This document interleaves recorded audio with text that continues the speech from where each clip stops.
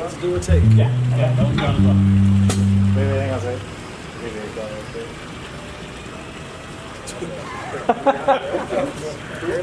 That's the beginning of the Thriller video. We're gonna do Thriller. We're gonna start with Thriller, okay?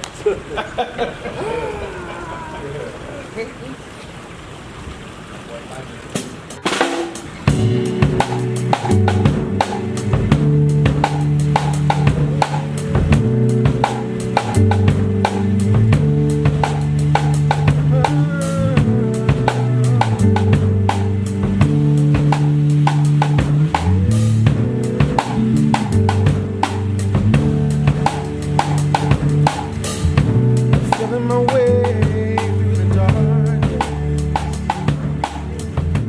guided by. How do you keep your passion and your philosophy and your business brain all working together? That's the one key that I think all entrepreneurs have to learn is you can't do everything. So I've done that where I did everything and it just drains you. Where the thing, this is from my experience, what I truly enjoyed about it, I stopped enjoying it because I was getting wrapped up in spreadsheets and QuickBooks and stuff I would never thought I had to learn. I'm glad I know all that stuff. And it's the business side of it, creativity can exist in everything. It can exist in food, it can exist, it's generally, that word goes to art, but it can be in business, it can be in anything else. So it's fun moving those chess pieces around and figuring out how to manipulate them to find success in what it is that you love. Because unfortunately, a lot of the ideas I have, and Tracy might attest to this, don't make any sense. And there's two parts to that. One, you can't be afraid to fail, because you're going to. As long as you're learning from failure, it's a beautiful thing. When you fail and quit, you're just doing yourself a disservice because you just had an opportunity to learn something potentially grand. Right. So, yeah, like I've totally failed. We did what I thought was one of the coolest moments you could do. We did a dinner on the Ferris wheel here in downtown Oklahoma City, and it was an amazing moment.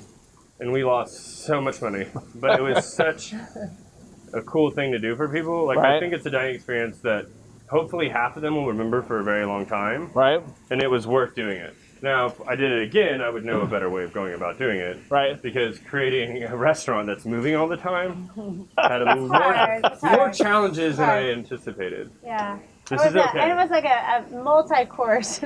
Oh, were you on the Ferris wheel? I was on the Ferris wheel. You had to like go, and then the hardest part was timing it, and serving them alcohol as they're moving. So it's like, okay, when people drink, they have to go to the bathroom.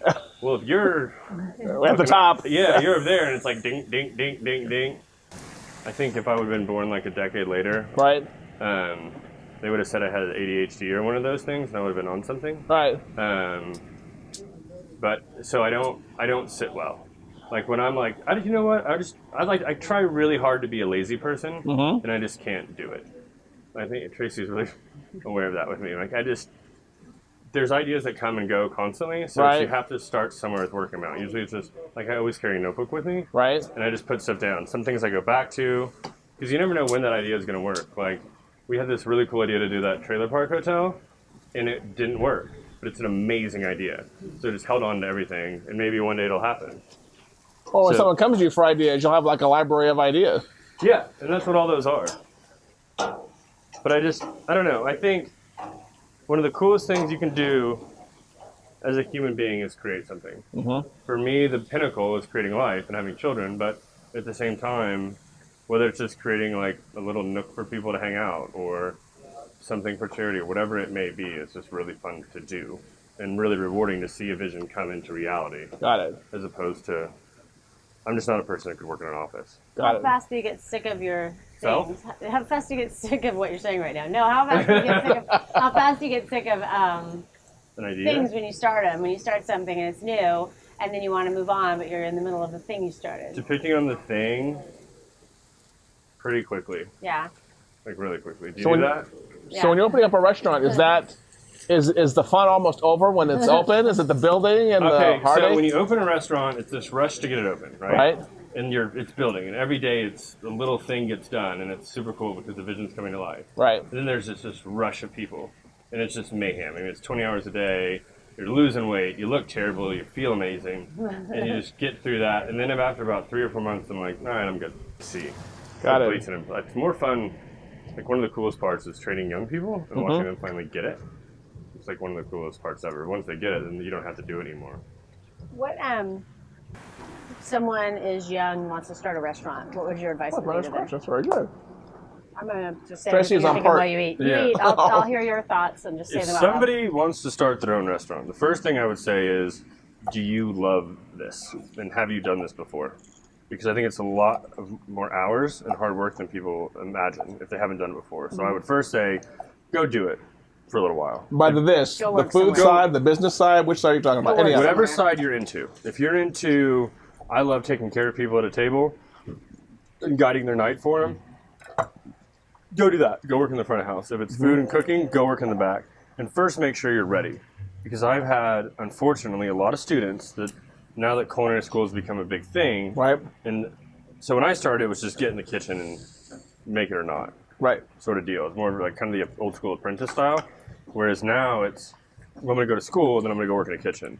So now we have kids that have debt, that have never worked in a kitchen. And now, A, they need higher wages than are used to normally being paid or could be paid. Right. Still can be paid. And then you mix that with not having done it before and thinking you're a chef if you left school, which is, I didn't consider a chef until someone that I really respected actually sent me an email and it said chef. Yeah. Because it used to be Jonathon forever, Right. and then one day it was chef, and I was like, It's happening. I made it. I think I've done it. When it's all over.